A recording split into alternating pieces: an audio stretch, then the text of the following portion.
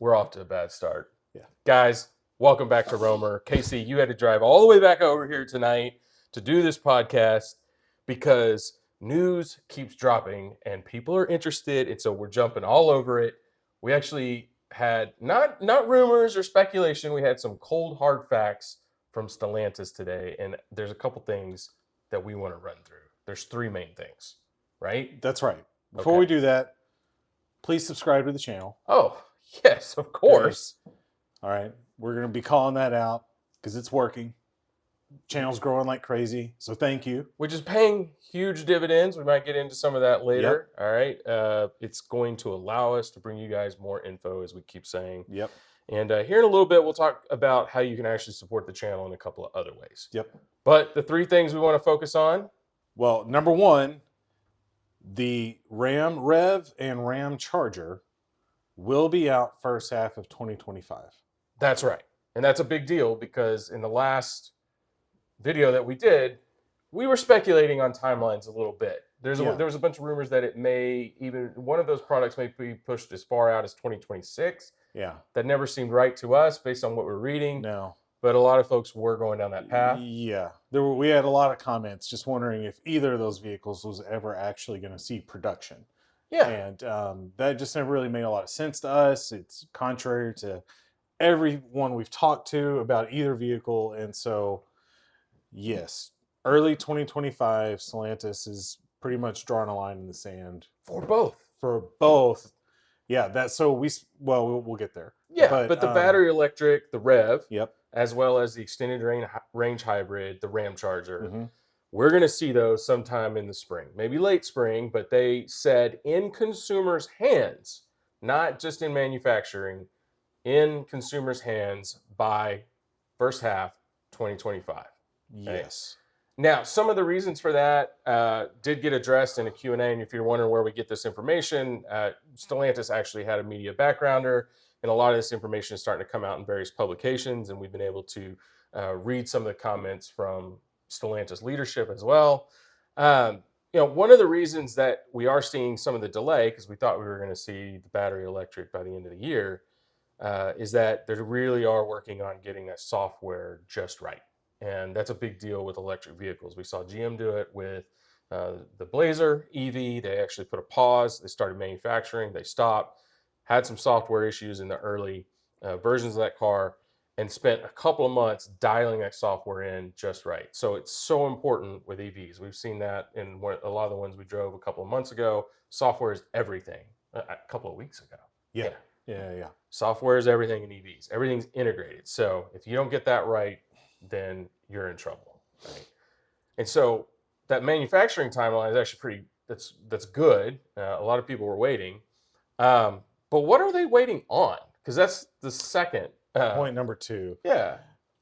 Yes. So they told us today their reservation mix between the REV and the Ramcharger is 75-25 in favor of the Ramcharger.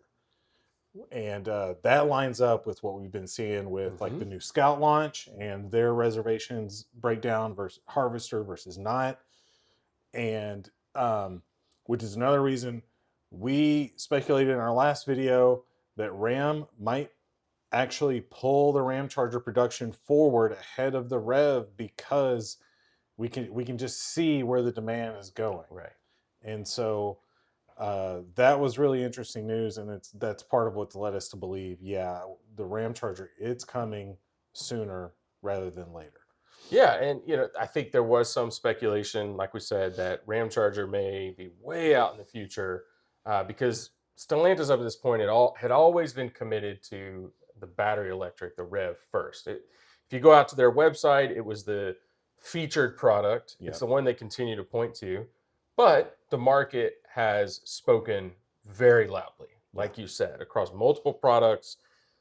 People want either plug-in hybrids or they, for work trucks and adventure platforms, they want extended range electric vehicles, which is what the Ramcharger is all about. So no surprise here that they're both coming out very soon.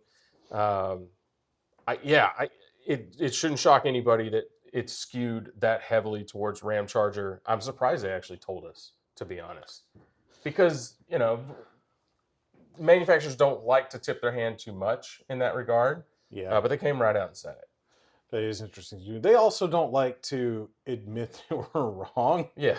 about strategy decisions, and I think, just like we saw with the Scout, we think a late shift to the decision to add a harvester to the lineup, and Ramcharger came after there had been over a year of buildup with the Rev, right? Yeah. And it was like, oh, look at this other thing we're doing. And then with interest and demand just skyrocketed for EV truck platform at that point, right? Yeah. Because of it. So yeah, but good news all around. I think Regardless. so. Yeah. I think it is. All right. So now, before we transition into the third topic that we learned about from all of this material, we need to talk a little bit about the platform itself, right? So they came out with a ton of information around the Stla frame platform. So in the Stellantis family, for next generation EVs, trucks, crossovers, light trucks, they have this. They have Stla large, and then they have Stla frame, and that's for the larger trucks, the half tons and up, whether it's trucks or SUVs. So there's small, medium, large, and now frame, and that's where all of this information started to come out earlier today. So, if you want to talk about some of the highlights for frame, man, a lot of these details have already been covered in press releases or in the initial concept launches. But it's the same things we talked about before. Casey, just run through range for the different applications and some of the specs. I know it's on the screen, but it's probably worth just rehashing. It's been 500 miles in the Rev. Up to 500. Right. I think there's 2 battery sizes for Rev. Yeah. That's what I read in the press release. So right, and then that's of course the driving style, and then weather dependent. Is always with an EV, and then 690 miles with the Ramcharger, with the Pentastar range extender. Yeah, and remember, now they didn't cover this again today, but what we saw earlier was I think a 92 kilowatt hour battery in the Ramcharger, and they're claiming about 140 miles on all EV. And then the Pentastar V6 is where you get the extended range, acting as a generator up to 690 miles. And 130 kilowatt generator capacity. Yes. Yeah. Now, the frame, the platform itself, towing up to 14,000 pounds, depending on which of these vehicles you have, and I guess which battery size and motor setup. And then payload up to 2,700 pounds on top of that. So some really, really big specs for a half-ton pickup platform. Yeah, I mean, you really can't even call it a half ton at this point. It's more, half-ton size. It's half-ton size, but it's half ton and a half, kind of like the Titan XD platform they used to have. Like it was somewhere between half ton and a heavy duty, right, in terms of specs. Absolutely. These will be all-wheel drive trucks. They'll have electric drive motors in the front and rear, 250 kilowatts a piece, depending on the setup. And then these are not going to be slow by any means. So 0 to 60, I think for both in the mid to low 4-second range.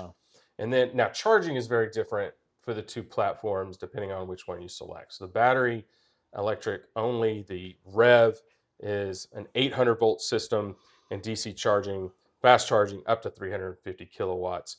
They're claiming 100 miles in about 10 minutes. And you say, well, that's, that a lot of EVs on the market do that today. Well, it's a big battery, right, carrying around a lot of weight, right? So 100 smaller miles in 10 EVs minutes. that don't have as much weight to carry around. Exactly. Now, the Ramcharger gets by with a 400 volt system that's still capable of 190 kilowatt max charging rate, which is still pretty stinking good. On par with a lot of the GM Ultium products and things like Polestar, a couple of others out there. So now again, you're only having to charge, a 92 kilowatt hour battery to get your 140 miles. Most likely you're doing that overnight, so it's not that big of a deal. Yeah, I did that. It makes perfect sense for them to do that, just because the buyer that's getting the Ramcharger is fully intending to do the vast majority of their charging at home. Yep. Right. Yeah, absolutely. Presumably, right? So, Yeah. okay. So before we jump into point number 3, though, earlier we talked about subscribing to the channel. Very much appreciate those of you who have done that. But we just put in place the ability to sign up for memberships on the channel. This Right. is something that some folks have asked about. In particular, they've asked about early access to videos. The way that we can do that in YouTube is to create a membership structure. So if you're interested, go out. The smallest membership level that YouTube will allow is $2.99 a month. Okay, so let me pull those up. I just want to show you guys where they're at out on the channel. So if you pop out there, oh, maybe it's slow. We'll see. That's all right. I'll pull it up. Yeah. It's all right. Keep going. So you'll have that, the $2.99. There we go. That's the smallest one. Find the join button. RM Convoy, $2.99. If you want to jump up to our Roamer Scout, Roamer Scout's $4.99. That's going to get you not just early access to videos, but we'll probably do some member-only videos as well. Sure. What's going on over there? I don't know. We're getting serenaded by our neighbors. We absolutely Your neighbor. we Sorry. are. That's pretty That's rare. all right. Yeah, and some member exclusive content. And then Robert Guide is just because you really, really love us. Yeah, you just want to support what we're doing. Yeah. Certainly appreciate that. So yeah. And then if you don't want to do that on a monthly basis, and we totally get that, you can always go into the comments now on YouTube, just drop in a super thanks and drop in a donation, and we'd certainly appreciate that. Yeah, so that'd be cool. And look, we'll, like we said, the channel's really growing. We're getting a lot of great content, contacts. We're getting to where we'll have the opportunity to do giveaways for anybody with some kind of membership level. We'll try to do that on a regular cadence. Could be something as simple as some swag, hat, t-shirt, whatever, or actual product. Maybe some actual product gear. So make sure you subscribe to the channel. Just a hint to see what's coming. What kind of product reviews might be coming up soon. And we've got one over here in the garage that's going to be dropping soon. And if you're subscribed, if you're a member of the channel, you might have a chance at getting that product once we're done with our review of it. Absolutely. All right. So Ramcharger, we talked about that extensively, but the bigger news, at least in my opinion, and we hinted at this when we were at the Texas State Fair, is we believe the Stla frame platform is going to roll out a Jeep product very, very soon, and they all but confirmed that in their materials that dropped today. Actually, if you take a look here, over here on the right, the brands applicable to the frame, it does say Ram and Jeep. And then when we did a little bit of extra digging, we're running through the spec sheet. They gave a min and max on all the dimensions for this platform. Lines up perfectly. With the minimum wheelbase on the platform's like 123, whatever it is, inches. It's basically exactly the Wagoneer's platform. 83 inches wide, right? Same as the Jeep Wagoneer. It lines up spot on. So now, when we think we're going to see a Jeep Wagoneer with an extended range hybrid setup, they did not say. However, what we continue to read outside of Stellantis is sometime in 2025. I don't think it's going to take that long. I don't think it should either. I don't think it should either, just because you've mentioned the software challenges with the EVs. Yeah. But you can iron all that out with the Ramcharger. Yes. Right? It's going to be, once you get that done and productionized and get it in consumers' hands, then transitioning to something like this is much easier. Yeah, and I love the idea of it on this type of platform, because I don't necessarily need a pickup truck. And you may look at this and go, well, that's a mall crawling vehicle. I get that. And it's not really set up for adventuring, although it's got a decent four-wheel drive system and all that. But Jeep continues to tease us with overland concept vehicles built on the Wagoneer. And I absolutely love these, and you can see the potential that is out there, even though it's a larger platform. I know it looks crazy, but It looks awesome. it looks Yeah. amazing. And they didn't just give us one; they They gave gave us us two. two. They gave us two. This one, I think, even has a more aggressive lift and all-terrain treatment, Mhm. kind of more of that AT4X style look that you Sure. get from GMC, and you start to see from some of the other Give me manufacturers. this throwback with the white roof and the white wheels and all of that. Give me the other one. You like this one quite a Yeah. bit. Well, I may not go for the seafoam green come on. exactly, man. but something like it. Yeah. I love that. I love like the Bronco heritage. I like some of the renderings we've seen on the new Scouts. Give me all of that 70s nostalgia. Yeah, you kind of blend in with it. Yeah. Yeah. It'll look great. Yeah, absolutely. I think I am a little bit older than you are, and I actually remember having Because a you were Ram. alive in the 70s. Yeah, technically I was. Yeah. Dad had a pickup this color right here. It was a Ram pickup, and that was it, right? Yes. Wow. That color. I don't remember that. Yeah, you're a little too young for that. No, So I only remember an actual Ramcharger. That's one of my earliest memories is a Ramcharger. a proper Ramcharger. Yeah, 2 doors, a cracked windshield from the passenger seat hitting it. It would when your kids hit would the try to get out of the windshield. back. What kind of design is that? Yeah. Yeah, you'd flip it forward and it cracked the windshield. Yeah. And I also slammed my finger in that Ramcharger door once, and it locked. So my finger's just sticking in the door. That was a nice emergency room visit. Oh, nice. Yeah, exactly. It was a different time. Oh, memories. Mm-hmm. Yeah.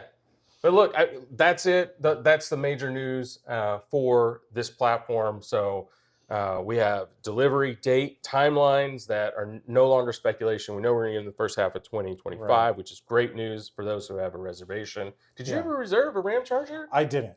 Oh, No. I probably okay. should have. Yeah. But yeah, we don't. Well, there's still time. Yeah.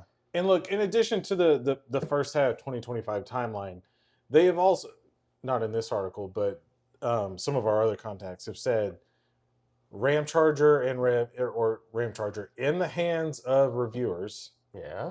January, February. Yes. Right. So it's not as if this is not some pie in the sky date that they're putting out. Like This is it's happening. coming. It's happening. It's going to happen so fast. Yeah.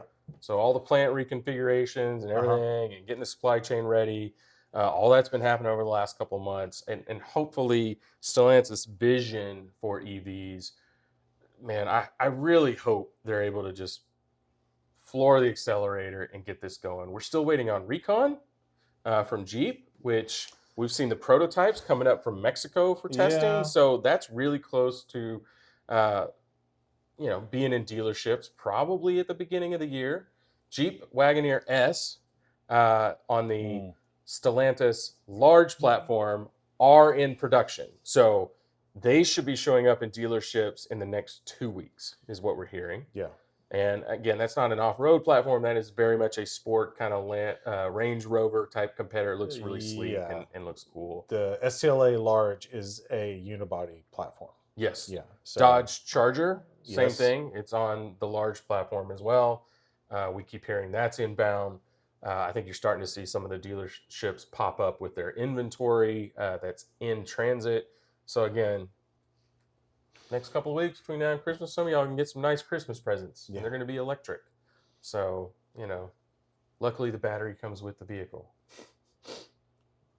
Was that a bad joke? I don't know, man. It was just a joke. It was. All right. I think that's our update for this episode. Unless there was something else you wanted to cover. No, I'm good. Okay. Make sure you guys subscribe to the channel because the LA Auto Show is this week, and there's going to be a ton of information that's dropping.